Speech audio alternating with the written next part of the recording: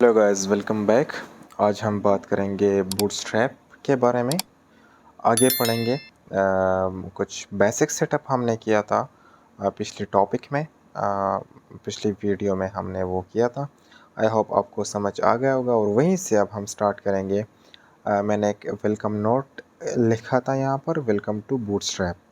और इसमें यहाँ पर हमने क्या किया था, CSS को और जावास्क्रिप्ट को इंपोर्ट किया था।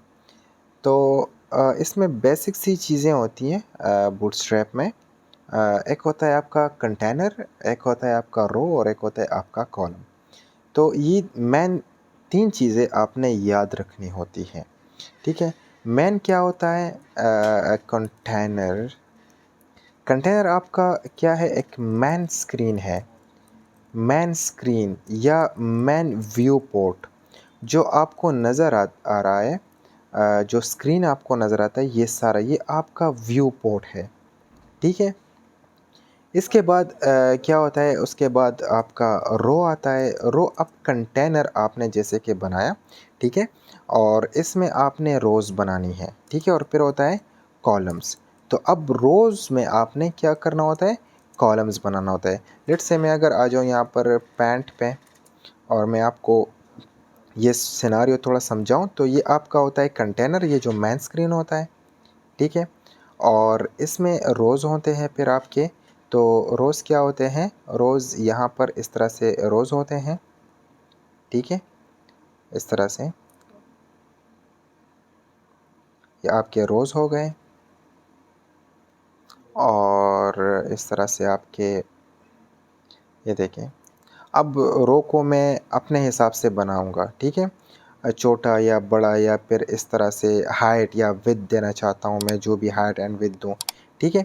और अब इसमें क्या होता है, इसमें कॉलम्स होता है आपके रो को जो डिवाइड करता है उसे क्या कहते हैं, कॉलम कहते हैं, ठीक है।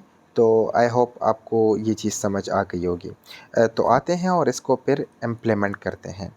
तो मैं क्या करूँगा, यहाँ पर आके एक कंटेनर बनाऊँगा। तो div डॉट कंटेनर और इसके अंदर मैं अपने रोज़ बनाऊँगा, div डॉट रो। और रो के अंदर फिर मैं क्या करूँगा, कॉलम्स बनाऊँगा, ठीक है। तो div डॉट कॉल, ठीक है। कॉलम पूरा नहीं लिखना, आपने कॉल लिखना है। तो मैं लिखूँगा दिस इज़ कॉलम 1 या फिर कॉलम ए। और आके मैं चेक करूँ तो ये देखिए दिस इज़ कॉलम 1। और आप देखिए इन्होंने इस कॉलम ने थोड़ा पैडिंग लिया हुआ है राइट के साइड, ठीक है। तो ये एक होता है कंटेनर, एक होता है कंटेनर फ्लूइड, ठीक है। तो कंटेनर जो होता है वो आपका क्या होता है, इतना सा जगह घेरता है, इतना, यहाँ से लेकर यहाँ तक।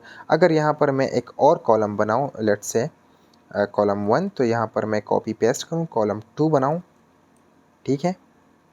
और आके मैं रिफ़्रेश करूँ तो ये कॉलम 2 हो गया।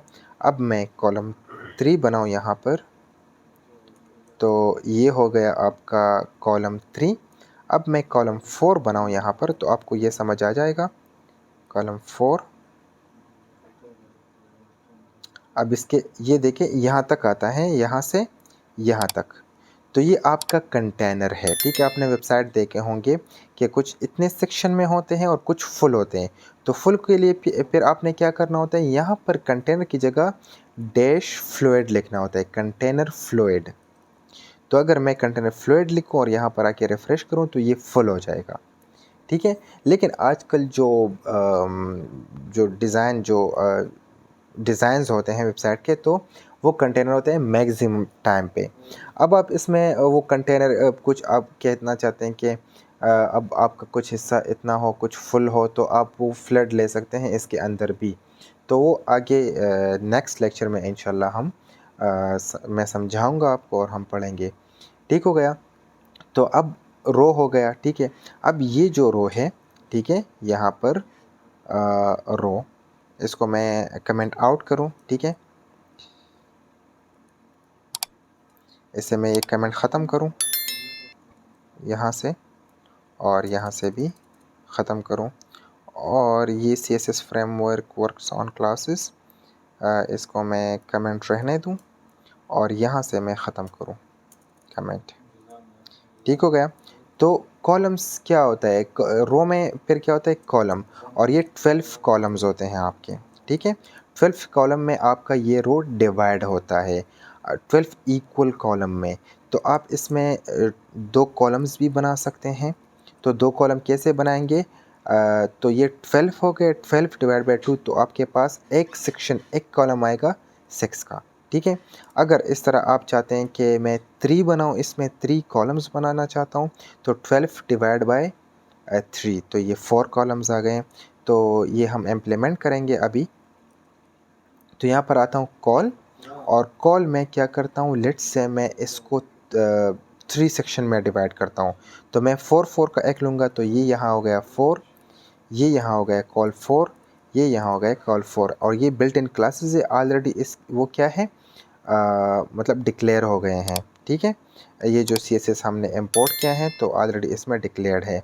अगर मैं इसको रिफ़्रेश करूं तो ये देखिए कॉलम 1 2 3 और ये 4 नीचे आ गया। क्यों? क्योंकि 4 जो 4 हिस्से हैं ये इन्होंने घेरे हैं यहाँ तक, और कॉलम 2 ने 4 हिस्से घेरे हैं, और कॉलम 3 ने यहाँ तक 4 हिस्से, और ये जो बाकी रहता है वो नीचे आएगा। ठीक है, तो इस तरह से आप उसमें बहुत से कॉलम्स बना सकते हैं। तो ये हो गया आपका बेसिक कॉलम्स का स्ट्रक्चर, रो एंड कंटेनर, और इसके साथ साथ कंटेनर फ्लड हो गया आपका।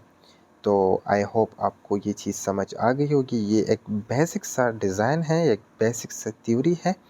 तो इंशाल्लाह आगे नेक्स्ट लेक्चर में और काम करेंगे, इन डिटेल काम करेंगे। MD क्या है, LG क्या है, स्मॉल क्या है, एक्स्ट्रा स्मॉल, एक्स्ट्रा लार्ज होता है, इसमें एक्स्ट्रा लार्ज होता है। तो वो हम डिटेल में नेक्स्ट टॉपिक में इंशाल्लाह पढ़ेंगे। तब तक के लिए stay tuned and thank you for watching.